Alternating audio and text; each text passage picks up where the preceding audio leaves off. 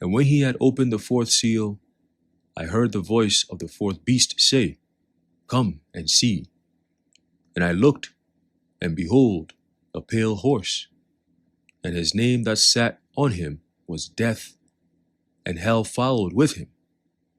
And power was given unto them over the fourth part of the earth, to kill with sword, and with hunger, and with death, and with the beast of the earth. Revelation chapter 6, verse 7 and 8.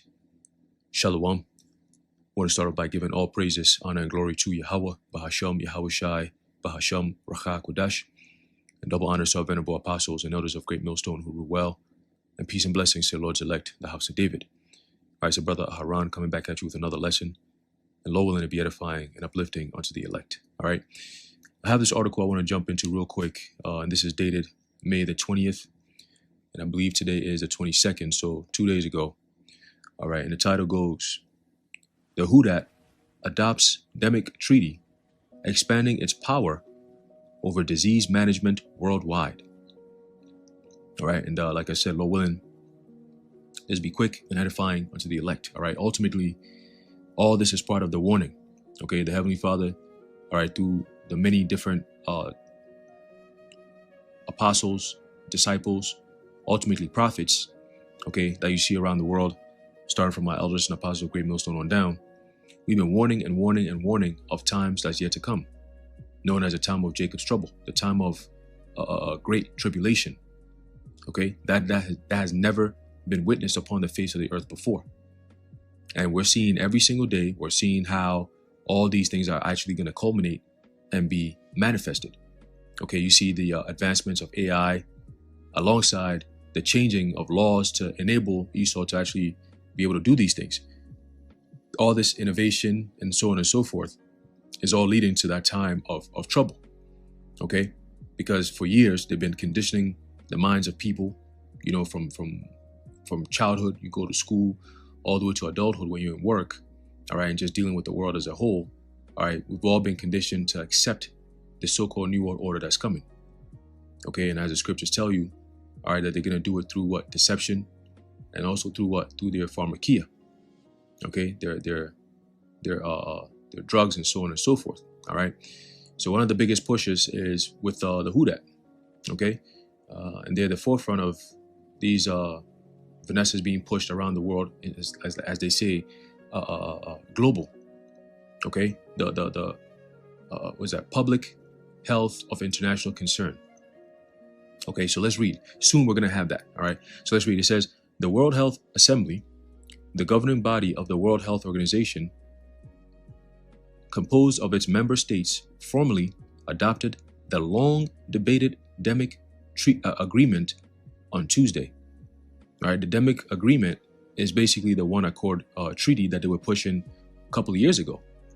All right, and they had all these pushback. And remember, we said that, hey, they might not have had it right now. They were going through all their battles and so on and so forth. The reason why they're going through all those battles was to figure out how they can circumvent the laws and the constitutions here, if you're in America, right? Different things that gives people some form of autonomy and a form of push against being forced against their will, right? So that was the main reason why they couldn't proceed with this accord thing, because you have 194 countries that in the state of a global health demic, they all have to adhere to what the WHO is going to say. Okay, so it centralizes that medical power, which then you become a medical dictatorship, if you will. The WHO will dictate everything that these other states or countries, they call them states, but these countries are all going to have to do. Meaning your governments and your medical systems in various countries will have to be in line with what the World Health Organization is saying. All right, and that means that the citizens will have to be in that line. Okay, they're gonna have to comply. All right, if not, there's gonna be different consequences. That's why they're working so hard to see how they're gonna bring these things about in order to stop as much resistance as possible. Okay, because here it is, you have 5 years removed from the CV demic, and 4.5 years removed from the jump shot being coerced upon the people. They said 65%, 65, 66% of the global population took the jump shot, whether it's one shot or multiple shots, they took it. 65 to 66%. So that's 2/3 of the global population. All right. And we know, all right, how pivotal that number 2/3 is, especially if you're here in Babylon the Great. All right. So it's very symbolic that about 65 or 66% of people took it. And it's about 2/3 of the global population. That's a lot of people. Okay. And according to their own so-called laws, all right, whether it be human laws or state laws or whatever, they saying that those people who took it, all right, they are not considered regular human beings anymore, because now they've been injected with a patented so-called drug that's in their body that's currently making changes to their so-called DNA. All right, and those changes being done through mRNA, right?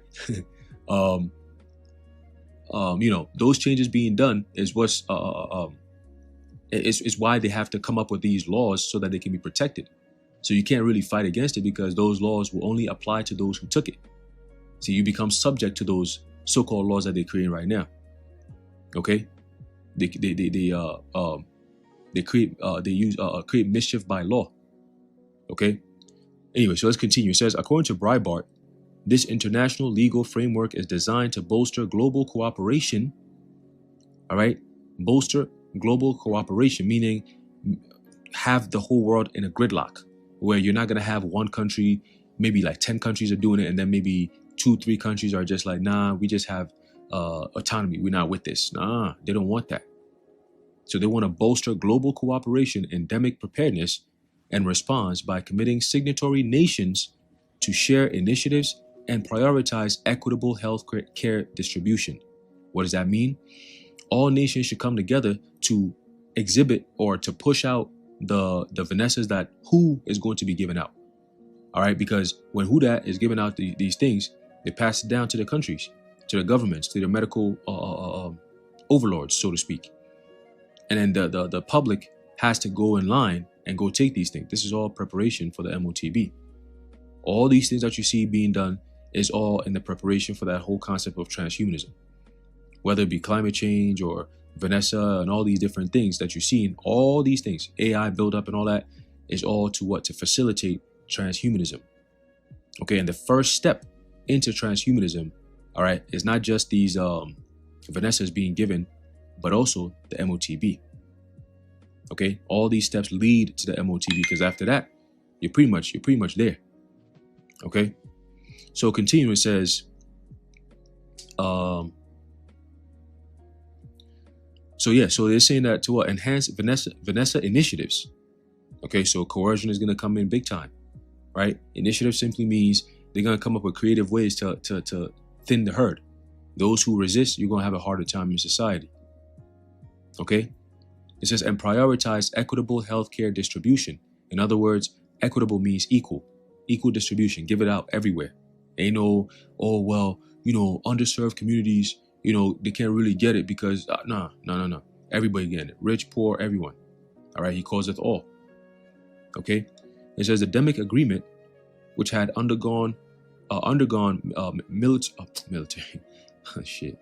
multiple revisions since its inception in 2021, was initially dubbed the Hudat Convention Agreement, or other international instrument on endemic prevention, preparedness, and response. This is crazy.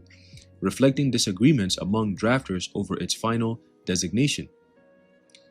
Its formation was largely a response to widespread criticism of the Hudat handling the CV-19 outbreak, particularly during its early stages in Wuhan, China.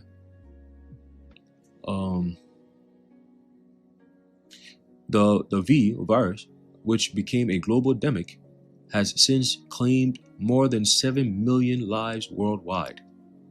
I wonder what other diseases claims millions of people a year too. That's not just a damn Vanessa or a damn virus that these people are pushing to be.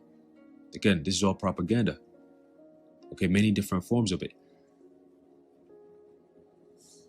So continuing, it says, he has also cited Oh no, Slack. It says the Huda Director General Tedros Adhanom Ghebreyesus has defended the organization, attributing its limited response during the COVID-19 crisis to a lack of sufficient authority and global coordination. What does that mean? It means that he's saying that, look, the reason why you had all these things happen during the test, which was CV, was because we didn't have enough power and enough, you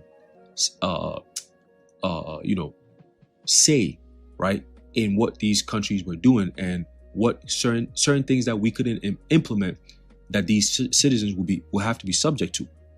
So in order for us to really, you know, take care of all this stuff in case it happens again or when it happens again, we got to have, you know, complete power so we can tell you what to do, so we can mitigate a lot of these things from happening, from spreading and shit like that, you know?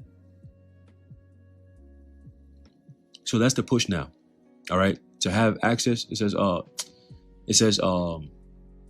it was a lack of sufficient authority, meaning they didn't have enough power, and global coordination, meaning countries were not listening to everything that the Huda was saying when they were saying it. Okay, meaning the people were not with it. You had a lot of resistance. Okay, people marching streets and so on and so forth. It happened. All right, they try to mask it with all kinds of different things like, oh, the George Floyd protest and all that. That's all part of it. It's to mask or to quell the actual voices that are screaming out against this type of shit. You know? It says he also cited economic inequality as a key factor in the disproportionate impact of the virus on developing countries. Really? So now the virus is affecting people who are poorer than people who are rich. And the argument is going to be, oh yeah, because the rich countries, they're implementing the things that we gave them. They're technologically sound, so the virus doesn't really kill them too much.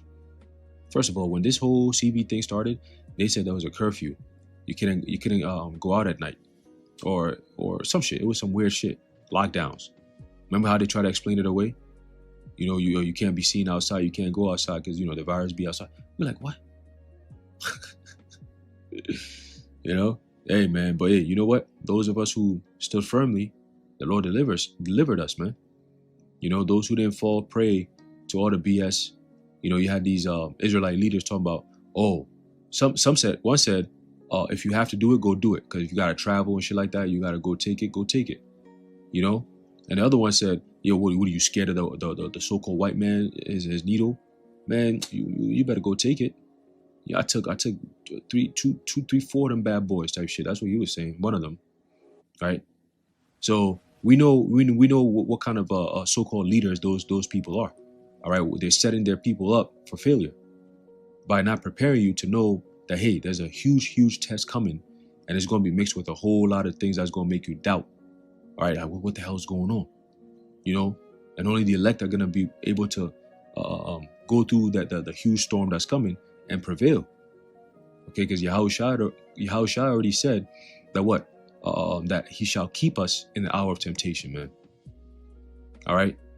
So when that time comes, man, those who are not, you don't push the name of the Lord, you don't live by the name of the Lord. All right, you do what you want to do, how you want to do it. Well, when the time comes, the Lord is going to show you something. You know.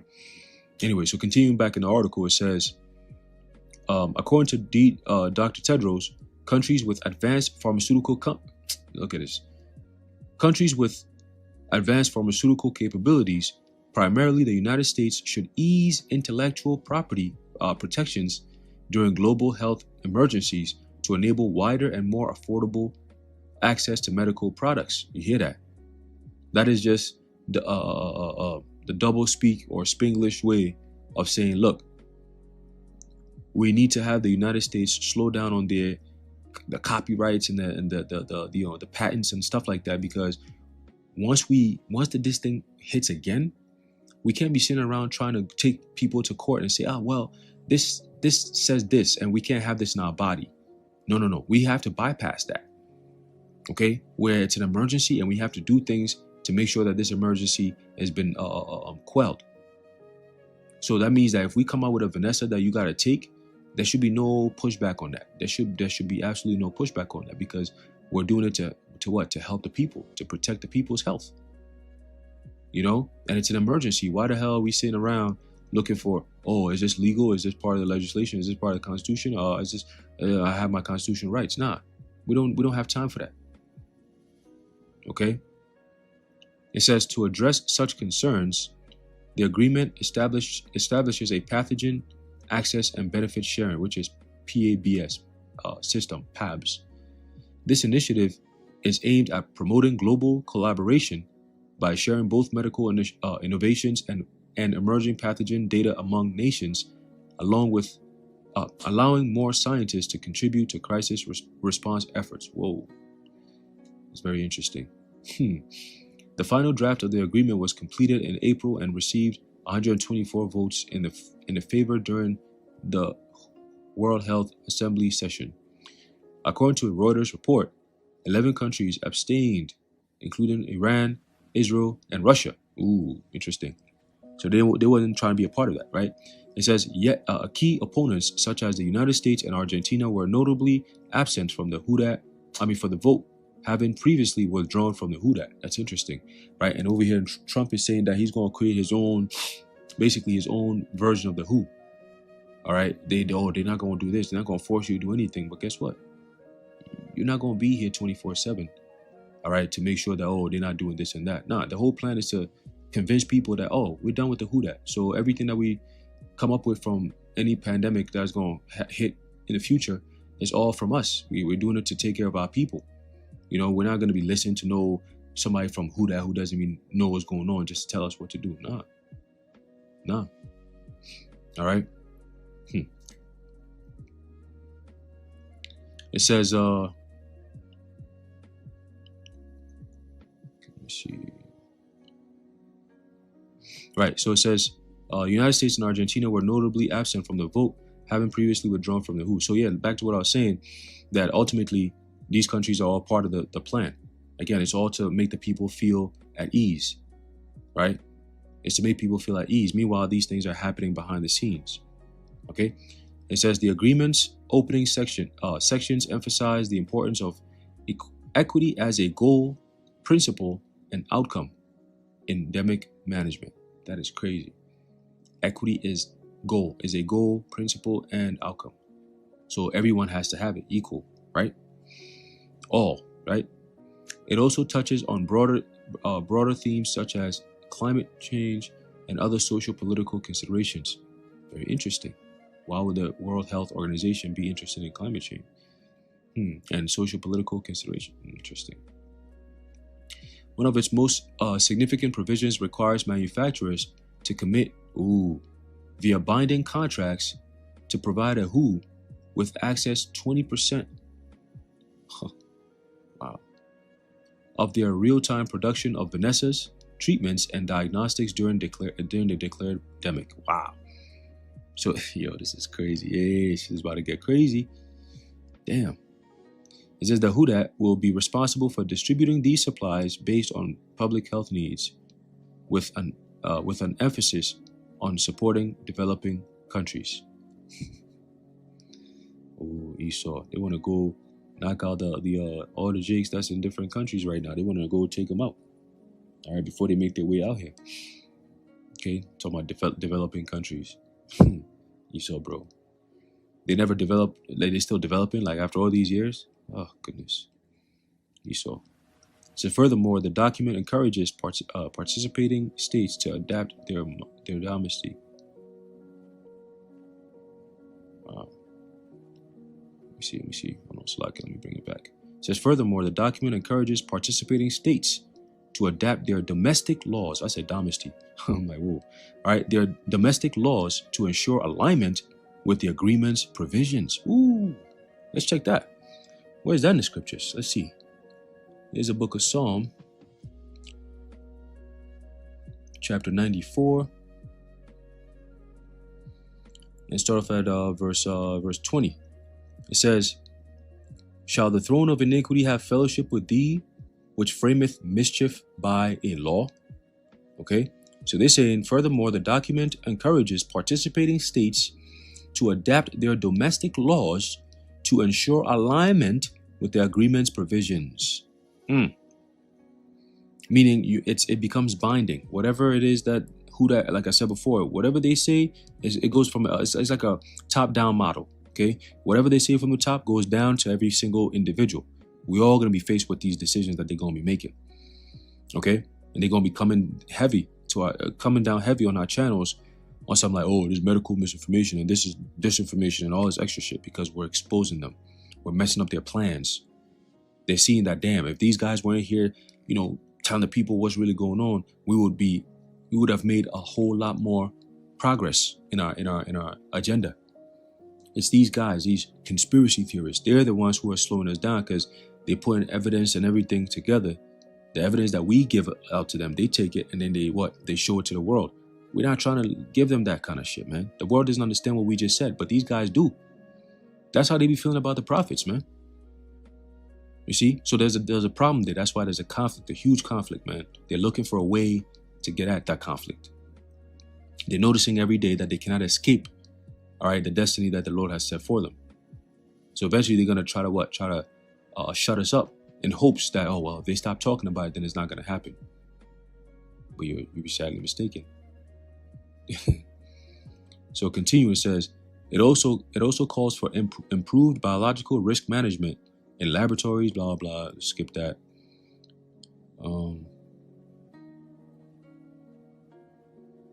While proponents hail the Demic Accord agreement as a step forward in global health collaboration and equity, critics warn it may infringe on national sovereignty and legal autonomy.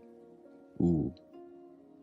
It says its implementation and the willingness of countries to adhere to its commitments will likely determine its long-term effectiveness. Wow. And that's the end of that article. Okay, but like I said, I'm not going to make this too long. All right, let's get this last precept here, and then we're going to close it out. But basically, you see what's going on. That they didn't give up. They didn't stop. They just repackaged and they're coming right back again. All right. So let's read. It says, Book of Job, chapter 13 and verse 4. It says, But ye are forgers of lies. Ye are all physicians of no value. Right. So what need do we have in a so-called Rockefeller medical system? Right. Now you have the who dat jumping in there. Come on, man. Come on, man. It's about to be a wrap. All right. It's about to be a wrap. And they're doing all these things, like I said before, I've said in previous videos. They got Christine Lagarde out here talking about, well, the only step that's left is to basically get the legislative part straightened out, and then they're going to be good to go. Meaning your laws are going to change, and people are going to be subject to a lot of draconian laws, whether they like it or yes. Anyway, I'm going to leave it off there. Lord willing, you are edified and informed. In closing, I'd like to give all praises, honor, and glory to Yahweh, Bahashem, Yahushai, Bahashem, Rachakodash, the water Yahweh, Bahashem, Yahushai. And until next time, Shalom.